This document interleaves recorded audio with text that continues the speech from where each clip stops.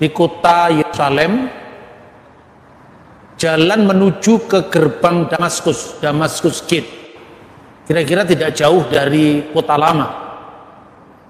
Ini adalah kali kedua kedatangan saya ke Tanah Suci sejak perang tanggal 7 Oktober tahun lalu. Saya merasakan suasana yang sangat damai di kota tua, meskipun tentu belum senormal seperti biasanya. Tadi saya baru belanja juga di dekatnya pasar tua di kota lama.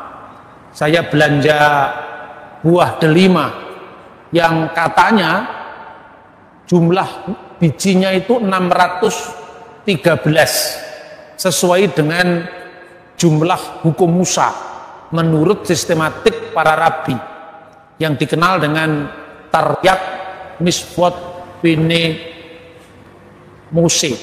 Taryat Misvot Mose, 613 hukum Musa. Nah, saudara-saudara, tidak seperti yang diberitakan di tanah air bahwa seolah-olah Yerusalem itu sedang gaduh, sedang kacau. Kenyataannya tidak seserem yang diberitakan.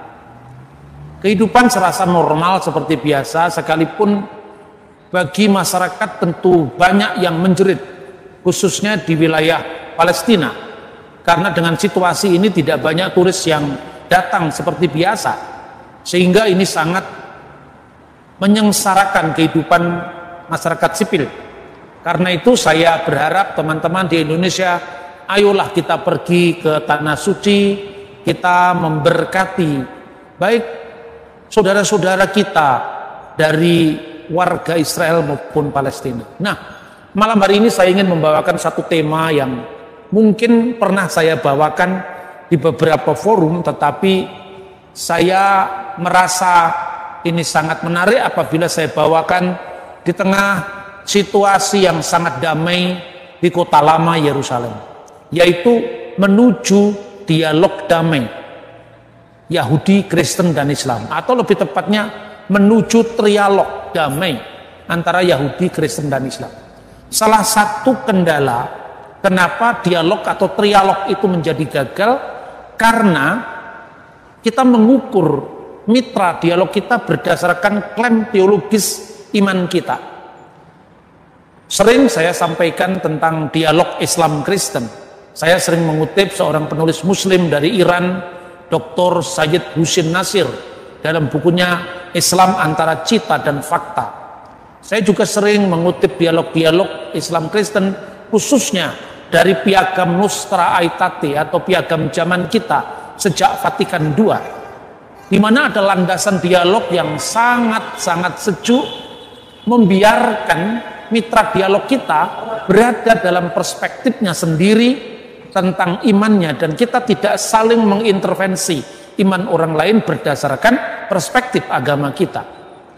Saya kira saudara-saudara kita orang Yahudi juga sepakat bahwa trialog yang baik antara ketiga rumpun agama yang mengaitkan diri dengan Abraham, Yahudi, Kristen, dan Islam, itu dikenal dengan hukum Nuh, atau lebih tepat di dalam rumusan Talmud Traktat Sanhedrin itu disebutkan sebagai Sefa Misvot Bini Noah, 7 hukum bagi keturunan Nuh. Kenapa keturunan Nuh? Karena tentu Yudaisme memandang ajaran agama lain, lebih-lebih agama di luar rumpun Abraham, itu tentu dari nenek moyang sebelum Abraham, yaitu Nuh, yang menurunkan 3 putra, yaitu Sem, Ham, dan Yafet.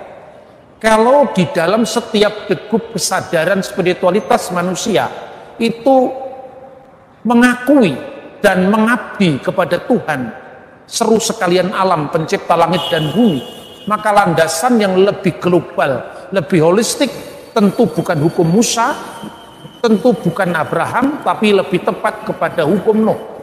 7 hukum Nuh itu dirumuskan dalam Traktat Sanhedrin 56a. 1. Larangan abudah zarah, larangan penyembahan berhala. 2. Larangan kelilat Hashem, menista nama Tuhan. Ketiga, larangan gilui arayot atau percabulan. Keempat, larangan kitel, tindakan kekerasan, pembunuhan, perampokan. Kemudian berikutnya adalah evermin hakai, yaitu memakan binatang yang masih ada nyawanya. Karena apa? Karena nyawa makhluk ada dalam darahnya. Dan yang keenam adalah sefikut damim, yaitu pertumpahan darah. Dari 6 hukum yang berlaku bagi anak-anak Nuh ini, tentu dalam perspektif Yudaisme perlu ditegakkan hukum yang adil lewat sebuah mahkamah yang disebut dinin, yaitu mahkamah yang adil. Apabila orang-orang bukan Yahudi melakukan hukum Nuh dengan baik, maka mereka disebut sebagai hasyidi umat ha'ulam, umat bangsa-bangsa yang saleh, dan mereka tidak kehilangan keselamatan di masa yang akan datang atau di alam yang akan datang, alam haba, alam yang akan datang. Saudara-saudara yang terkasih dalam Tuhan, bagaimana kita sebagai seorang Kristiani memahami perspektif hukum Nuh ini? Tentu ketegangan-ketegangan antara 3 iman, 3 agama ini masih terjadi. Misalnya, seorang Muslim mengukur Yudaisme dan kekristenan dari sudut pandang Islam. Masih ada stigmatisasi atau stigma bahwa orang Yahudi itu dilaknat oleh Allah, orang Kristen itu dolin atau tersesat misalnya. Sebaliknya juga di kalangan Kristen terhadap Yahudi, sejak orang Yahudi mengeluarkan kutukan terhadap orang Kristen sejak konsili Yamnia, maka orang Kristen juga membalasnya dalam Katekismus Romanum yang menyebut orang Yahudi sebagai Deicidium, pembunuh Tuhan, pembunuh Kristus, juga sebagai Yahudi pengkhianat. Namun saatnya kita memaafkan sejarah, menatap masa depan bersama. Sekalipun kita dengan Yahudi memang punya perbedaan khususnya dalam penafsiran Torah, tetapi di dalam perspektif para rabi, misalnya Rabi Rambam misalnya, kepada orang Kristen diizinkan untuk mengajarkan Torah kepada mereka dengan harapan orang Kristen bisa dituntun kepada pemahaman yang lebih lurus tentang Torah. Tentu ini dalam perspektif Yahudi.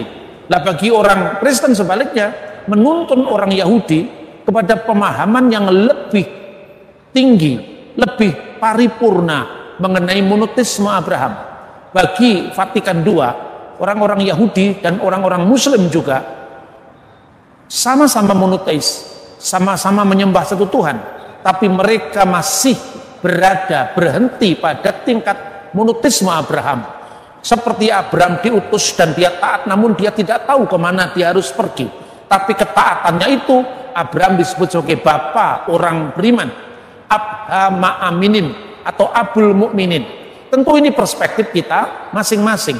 Nah, saudara-saudara, sebaliknya kalau kepada orang Kristen boleh diajarkan Torah karena Kristen dan Yahudi mengaku asal-usul ilahi Torah, sedangkan kepada orang Islam dilarang mengajarkan Torah karena orang Muslim tidak menerima Torah apa adanya karena tuduhan pemalsuan kitab suci.